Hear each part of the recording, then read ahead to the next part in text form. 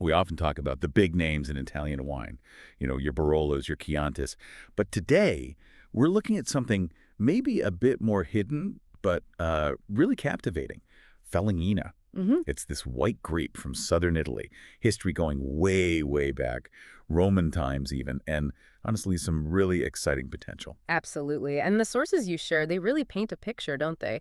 From its ancient history to how the land shapes it, the different styles. It's quite a story. Yeah, our mission today is really just to pull out the best bits, the most, fascinating insights about this grape. And hey, if Falanghina sounds totally new, don't worry, we're going to unpack it all. Yeah, and what's really striking right off the bat is just how deep these roots go. I mean, the sources link it back to Vitis Aminia. Vitis Aminia. Yeah, a grape the ancient Romans apparently loved. They wrote about it, Pliny the Elder, for instance. Makes you stop and think, doesn't it, about how long this vine has been around? It really does. I mean, the Romans valued it. What does that say about its sort of inherent quality? That it's lasted millennia. That's not something every grape can claim. Exactly. The fact that they, with their, pretty sophisticated grasp of growing grapes, actually recognized and prized wines probably made from Falanghina's ancestor right there in that same region, well, it says a lot. Yeah. It suggests there's something fundamentally good, something adaptable about it in that landscape that's just, endured. Incredible. A straight line from Roman cups to our glasses today, potentially. And the name itself, Falanghina. It sounds quite specific. What's the story there? Ah, the name. That's another neat historical tie-in. The sources suggest it probably comes from the Italian word falanga, meaning stake, like a wooden post. It refers to that really old method of training the vines using stakes for support. It was common practice there for centuries. Wow. So the name itself is like a little piece of vineyard history. So Roman fans, a name from ancient farming techniques. Yeah. It clearly carries a lot of history. But like you said, it hasn't always been a household name globally, has it? No, not like some others. Our sources mention it kind of faded for a while, but then had this big comeback. What drove that resurgence? You're right. Like a lot of Italy's native grapes, it probably had its ups and downs. Phylloxera back in the late 1800s must have hit it hard, like everything else in Europe. Sure. But then maybe late 20th century, early 21st, you see this powerful revival. And a lot of that was driven by, a renewed interest in Italy's own grapes, Right, people looking beyond the international variety. Exactly. And focusing on wines that really taste like where they're from, that whole terroir thing. Right. Producers, drinkers, they all started realizing, hey, this Falanghina has something unique, something special, untapped potential. It's great that it bounced back like that. So what are those unique characteristics? What makes it tick as a grape? Well, botanically, you've got your medium-sized leaves, bunches, berries, pretty standard stuff. But the key thing is its growing cycle. Oh. It buds kind of mid-season, but it ripens late, medium late to late, actually. And that longer time on the vine, that's absolutely critical for how it works in southern Italy's climate. Which is pretty warm, right? Hot summers. Hot, sunny summers, yeah, and mild winters. That longer ripening period is crucial. Why is that so important? What does that extra time do? Well, it lets the sugars and the acidity develop in a really balanced way. They sort of catch up to each other nicely. Plus, it gives the grape more time to create all those complex aromatic compounds. Ah, the things that make it smell and taste interesting. Precisely. So that slow, steady ripening under that Italian sun, that's the secret to Falanghina's signature balance and its aromatic punch. It's not just about getting ripe, it's how it gets there. That makes sense. So the climate's huge, which obviously brings us to terroir.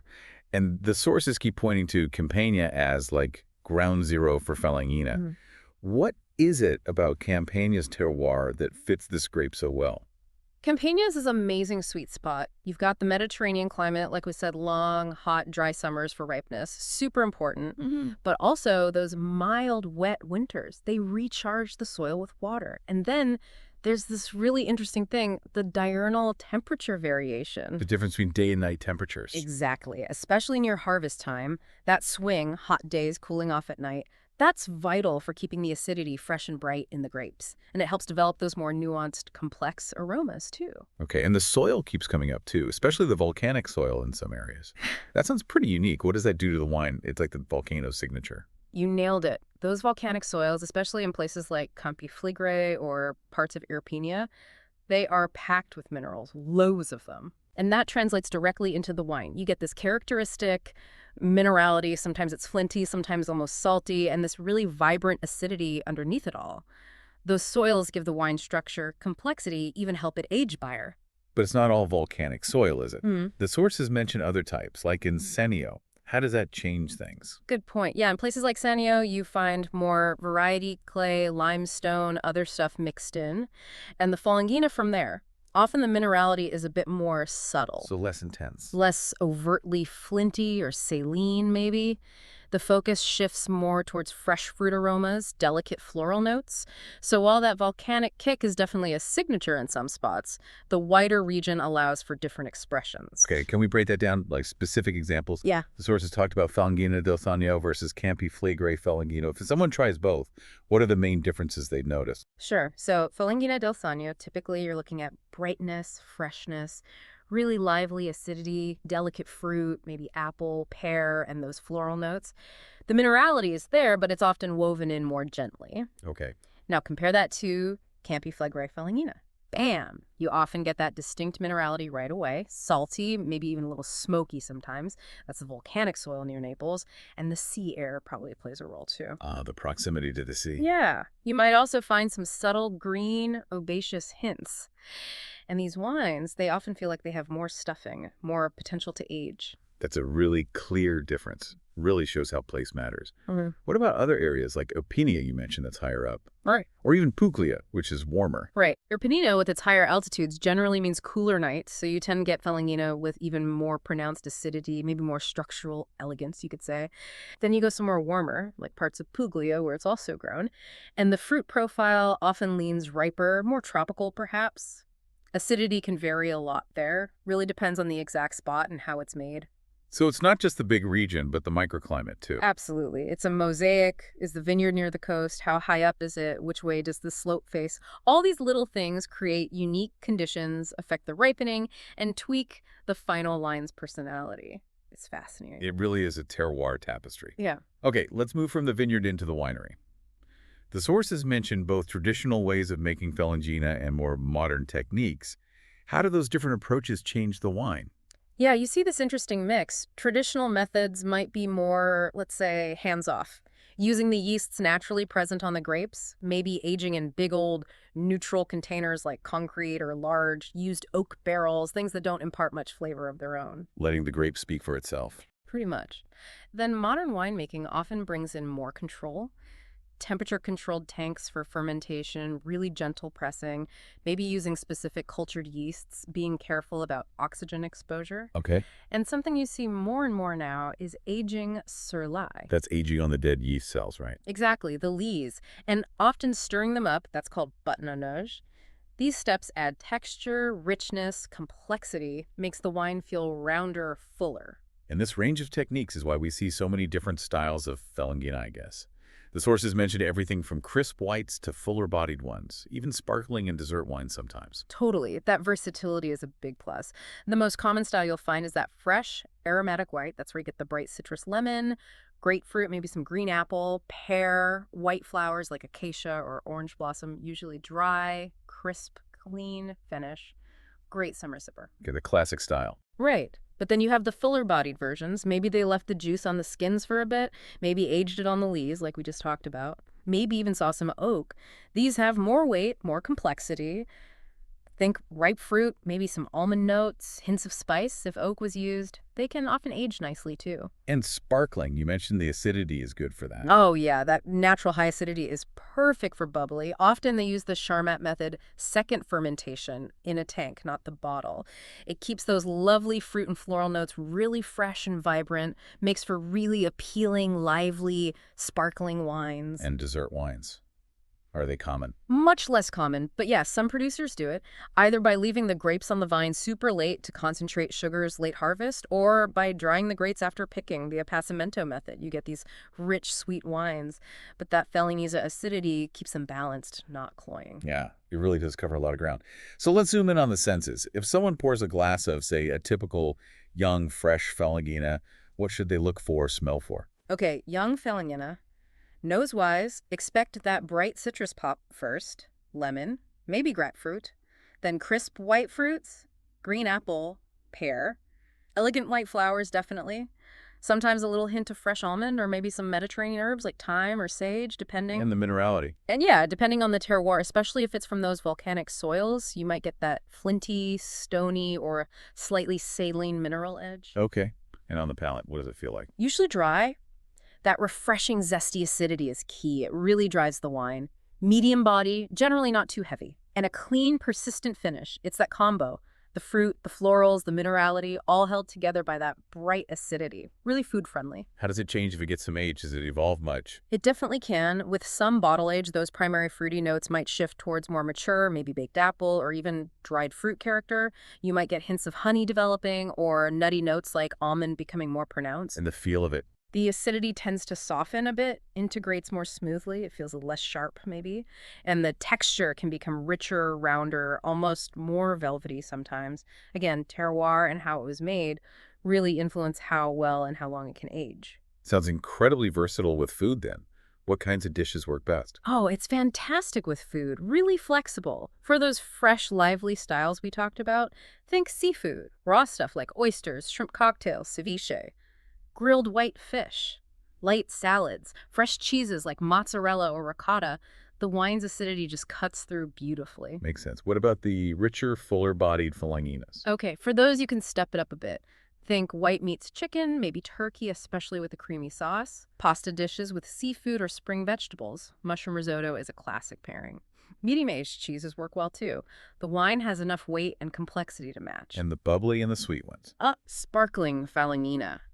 Perfect aperitivo, great way to start a meal, or with light bites, finger foods, and that rare late harvest style. Fruit tarts, maybe something with almonds, or try it with a not too strong blue cheese. The sweetness and the salty cheese can be amazing together. It's all about that balance, isn't it? The acidity, the flavor. Exactly. Finding how the wine's profile complements or contrasts with the food. Super helpful. Okay, let's talk labels and regions. The sources mention DOCs and DOCGs, those official Italian wine zones.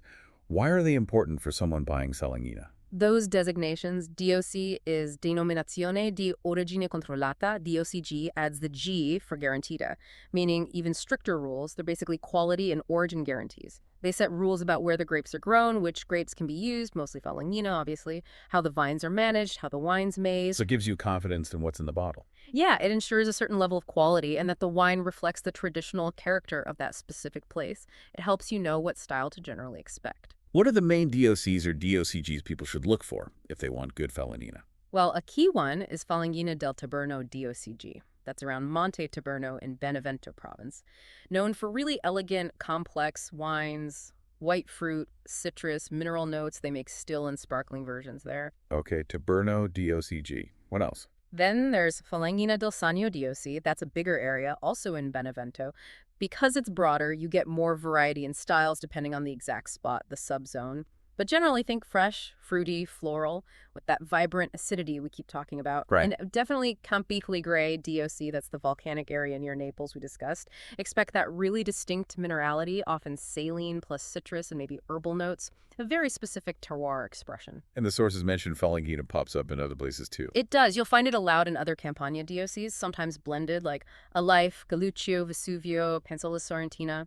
And it has a smaller presence in neighboring regions like Lazio and Molise, shows its adaptability. Are there specific wineries or producers that the sources highlighted as doing really great work with Falanghina? Any names people might recognize or look out for? Yeah, the sources hinted at several benchmarks. For instance, there's a historic family estate in Sannio known for a really classic, complex Falanghina di Sannio with lovely fruit and herb notes. Okay. In the Taberno DOCG zone, look for a producer focused on making elegant, age-worthy versions, often with ripe fruit and spice.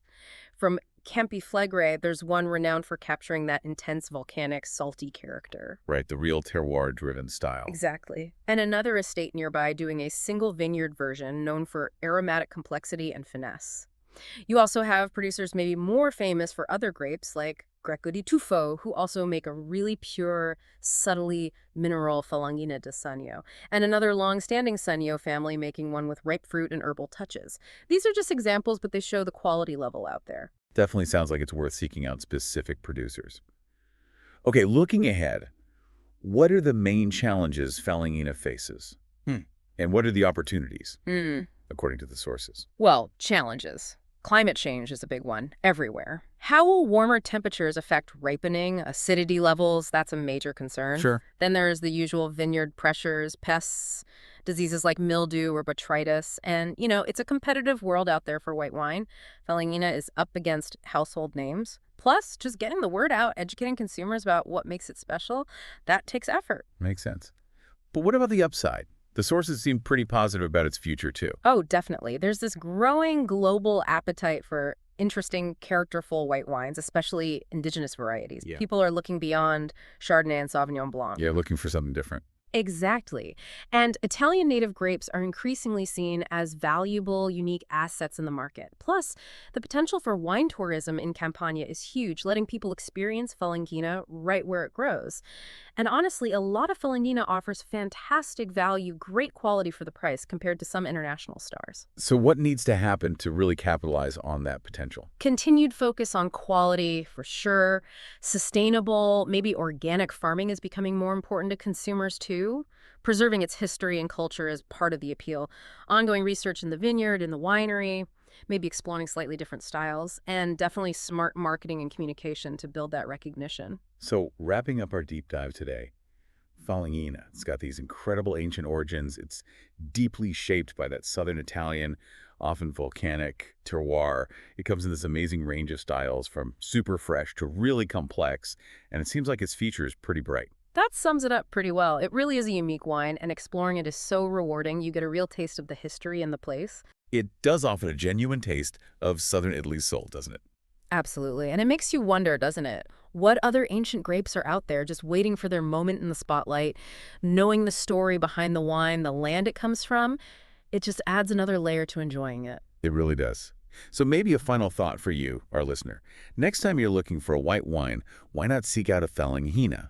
Maybe from Sanio, or Campifligre, or Taberno. Try one from a producer we hinted at. Experience that history and character for yourself. Cheers to finding those hidden gems.